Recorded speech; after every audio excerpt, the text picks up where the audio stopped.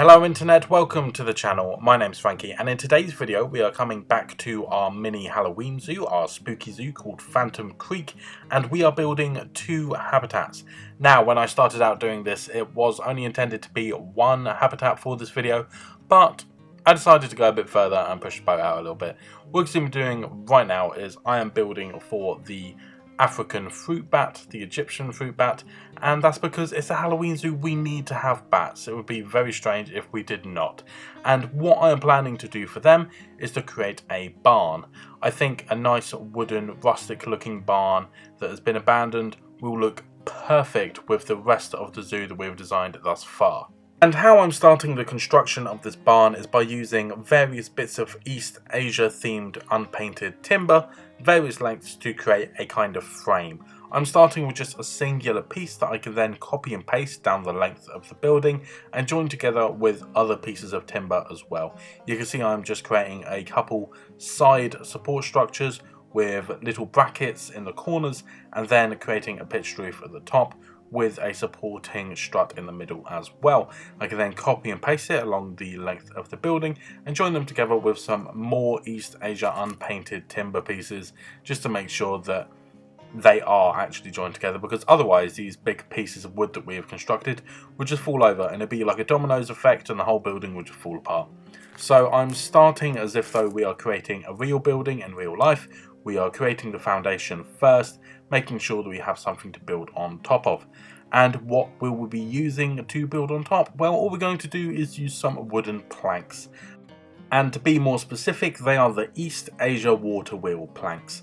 Now, when you are placing these, I just do them side by side using the advanced move tools to make sure they're evenly spaced.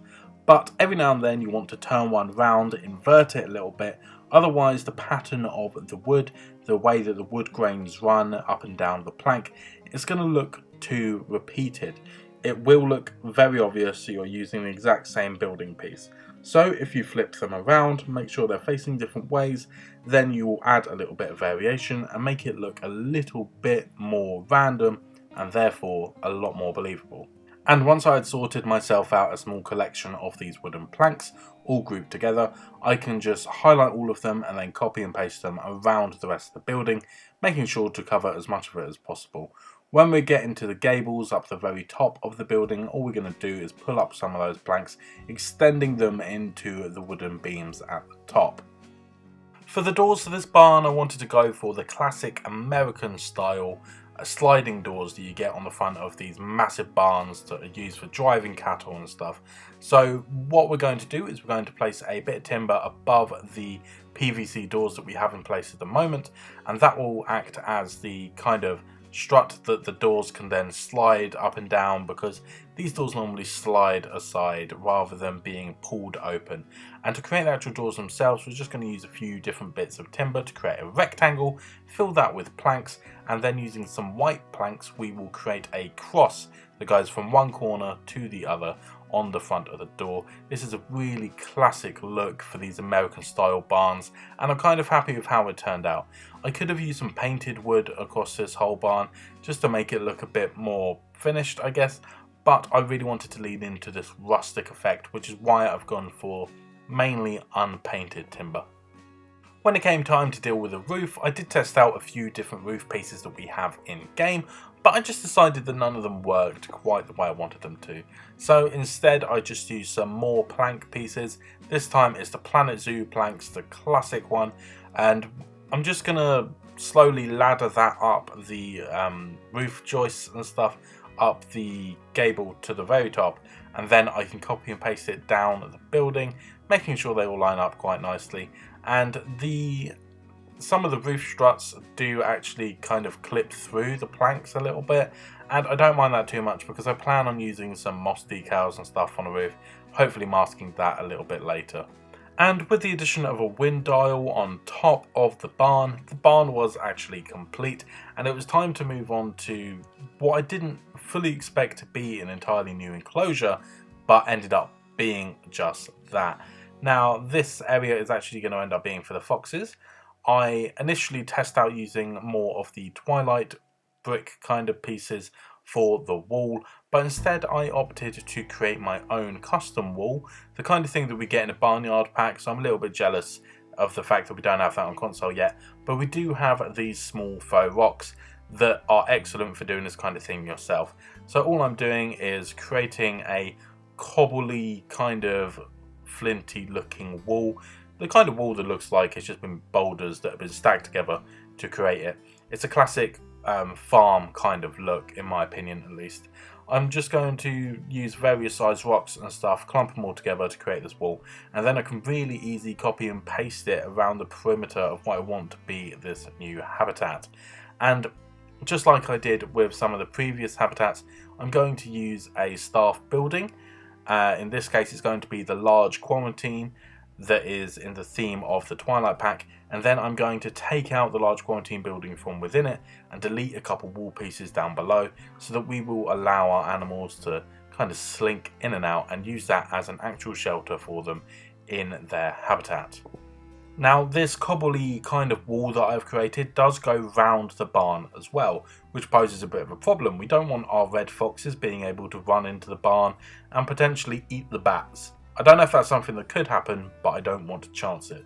So I'm going to use the wooden fence that we get from the Twilight Pack just to kind of bridge the gap between the barn and the stone wall that I've created.